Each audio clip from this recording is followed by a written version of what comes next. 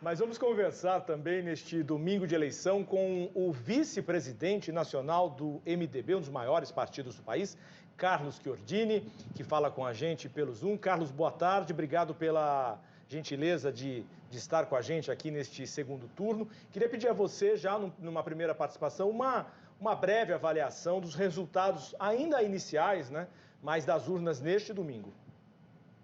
Boa tarde, Rodrigo. É um prazer estar com vocês nesse momento. Saudar também a Vera, a Camila e o Marco Antônio Villa, que estão participando do programa. O MDB faz uma participação importante no segundo turno. O partido está em 10 cidades disputando o segundo turno, especialmente São Paulo, que atrai a atenção nacional, sem citar aí Belém, que já se encaminha para um resultado consolidado, com a vitória do Igor, e Porto Alegre, com o Sebastião Melo, que são capitais importantes. O MDB é um partido de 58 anos, um partido que tem uma história muito larga na cena política brasileira, e que acaba com essas eleições municipais mantendo aí a sua participação importante e estando conectado com a sociedade brasileira.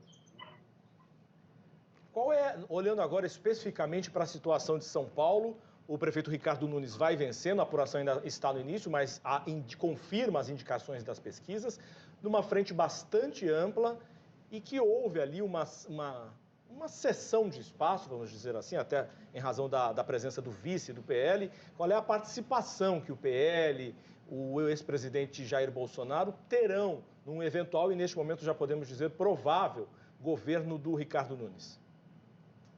Eu vejo que essa eleição, se nós olharmos, e estava acompanhando aqui vocês, realmente, nesse momento anterior, todos os municípios, as apurações e as colocações, ela se divide em dois momentos, o petismo, que é uma vertical consolidada, e o antipetismo. E o antipetismo está representado de muitas formas. A Vera colocava aí a questão da direita com o PL. Acho que não é só isso, acho que é um pouco mais profunda essa análise. Eu vejo que o MDB acaba tendo algumas vitórias, trazendo a política mais para o centro. Acho que esse espectro eleitoral ganha um outro espaço, principalmente num laboratório muito importante que é São Paulo. São Paulo é um raio-x do cenário brasileiro. Nós temos todas as camadas sociais, uma grandíssima cidade. Então, eu vejo que a eleição do prefeito Ricardo é muito importante, o apoio do PL, sim, foi relevante, um apoio significativo, não podemos de forma alguma negar isso no caso específico de São Paulo, mas o prefeito Ricardo também tem um governo de acertos, um governo que, como qualquer outro, cometeu alguns erros, mas muito mais acertos que foram consolidados aí, estão sendo até então, com a parcial com um pouquinho mais de 5% dos votos apurados, e também em todas as pesquisas aí com a vitória. Esse predomínio do Centrão, inclusive com a criação de uma aliança, foi o meu primeiro comentário.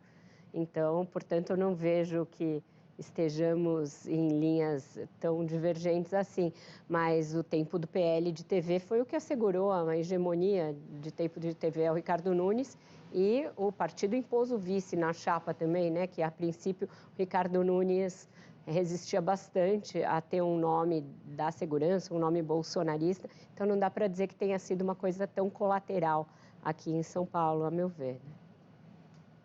Não, com certeza, é importante o apoio, como nós colocamos, não estou negando isso, estou colocando que se a gente olharmos, não saindo um pouco de São Paulo, todos os municípios onde houver o segundo turno, onde nós temos um embate mais direto, a gente vê essas verticais postas que permearam o cenário na última eleição nacional, sendo muito importante. Quando eu falo o antipetismo, eu não me refiro a um partido, o PL, especificamente.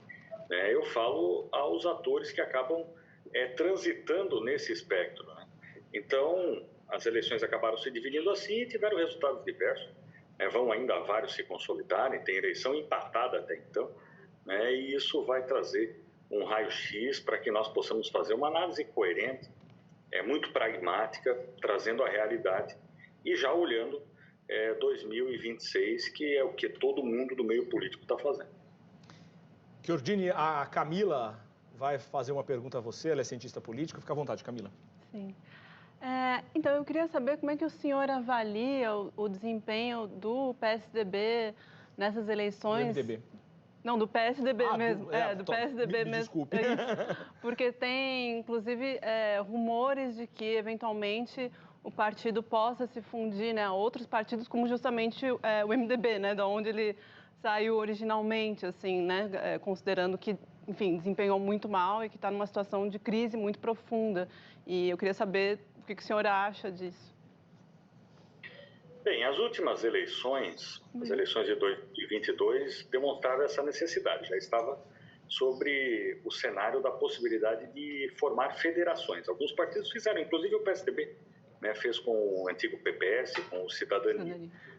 Eu vejo que há um movimento natural do meio político para novas federações olhando 2026. O PSDB é um parceiro, é um partido que nasce do MDB, né, é um partido que, durante muito tempo, ele se apropriou justamente dessa vertical que eu coloco do antipetismo, né, e que agora tem encontrado enorme dificuldade. Fez uma eleição muito dura em 2022, estando conosco, inclusive indicando o candidato a vice-presidente, que era a senadora Amara, na chapa da Simone Tebet. Eu vejo com naturalidade a hipótese de nós avançarmos conversas com o PSDB e com outros partidos na busca de uma federação olhando 2026. Pensando na preservação e aumento da nossa bancada proporcional, né, tanto na Câmara dos Deputados, também como na eleição majoritária do Senado Federal. É nesse sentido, né, que eu vejo, nós que somos políticos de centro, uma nova visão desse espaço político. Né? Esse espaço político ficou muito pequeno no Brasil, ele acabou se desaparecendo nas últimas décadas, nas últimas eleições, você acompanhou, e agora, com essas eleições, a própria eleição do Ricardo mostra isso, inclusive uma entrevista do presidente do PL, Valdemar da Costa Neto, ele fala disso, ele fala do PL caminhar mais para o centro. E daí é uma análise que nós vamos ter que fazer com muito cuidado e critério. A presença aí do Pablo Marçal, por exemplo, em São Paulo foi muito marcante. Ele sem um partido conhecido, sem um partido tradicional, sem tempo de rádio e TV, ele quase está no segundo turno. Então, todos esses fatores têm que ser analisados. A importância de cada um dos meios de comunicação na decisão do voto, a importância inegável e cada vez maior das redes sociais, isso vai encaminhar o desenho futuro dessas candidaturas e dos perfis que vão definir as eleições próximas.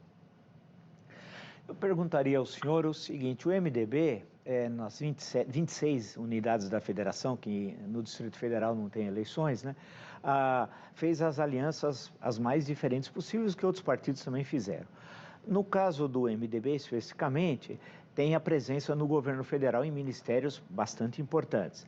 Olhando então para, o senhor fez uma menção a 2026, olhando para 2026, como é que fica? O MDB vai lançar candidato próprio, pensa em lançar candidato próprio, caso pense, já tem pré-candidatos, ou espera um pouco a poeira baixar em 2025, já numa conjuntura mais tranquila, vai buscar ou a ampliação de uma possível federação, como o senhor disse, ou manter o partido como um ator importante da cena política, já tendo um pré-candidato fazendo campanha com bastante antecedência? Acho que esse é o grande desafio, Marco. É justamente congregar as várias lideranças do MDB em uma força única. Você bem colocou, nós temos diversidades de diversos entendimentos aí, conforme principalmente a questão de geolocalização de voto, que reflete um pouco ou muito até a realidade brasileira das últimas eleições. Acho que o MDB tem que agora parar com a cautela necessária e já em 2025 tomar esse caminho, seja de candidatura própria, seja de apoio a alguma candidatura que virá. Acho que esses serão novos capítulos, serão capítulos que trarão bastante emoção e expectativa. Esse campo que eu colocava de oposição, ele precisa ser ocupado hoje.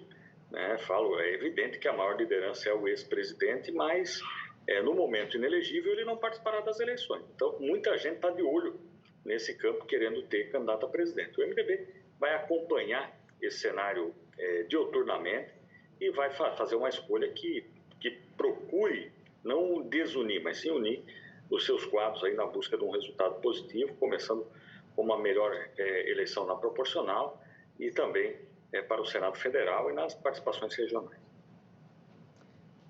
Giordini, eu queria aproveitar e pedir uma última participação a confirmar o resultado das pesquisas e o que as urnas vão indicando aqui em São Paulo, a vitória ou a reeleição do Ricardo Nunes. Queria que você deixasse, até em nome do partido, né, uma mensagem aí para o eleitor, para o cidadão paulistano, mais do que o eleitor, porque passa-se a cuidar de toda a cidade, né, para os próximos 4 anos. Como eu colocava, São Paulo é uma cidade importantíssima. Ela traz, ao longo da sua história, né, contribuiu muito para o Brasil, né, para o Brasil ser o que é hoje um grande país. E eu vejo que o MDB, depois de anos, teve a posse do prefeito Ricardo e deve se consolidar a sua vitória nesse momento. Acho que um partido que tem 58 anos, que tem as suas digitais nas grandes conquistas brasileiras, tem seus erros sim, mas tem muito mais acertos. Eu vejo que essa vitória é consagradora, é um novo momento, é um momento de união, não é uma candidatura para dividir a sociedade, mas sim para unir. E vejo que o prefeito Ricardo tem todos os predicados necessários para fazer um segundo governo ainda melhor, de grandes realizações e com certeza fará. E a nossa ideia como partido, como grupo, é de todos, de todas as formas, contribuir para que isso de fato aconteça. Carlos Giordini, vice-presidente nacional do MDB, obrigado pela gentileza de estar com a gente neste segundo turno, espaço aqui sempre aberto na TV Cultura, e boa sorte ao partido e à possível, né, gestão aqui na capital paulista. Obrigado, Rodrigo, todos vocês aí que nos acompanham, é um prazer também falar um pouquinho sobre o cenário com vocês.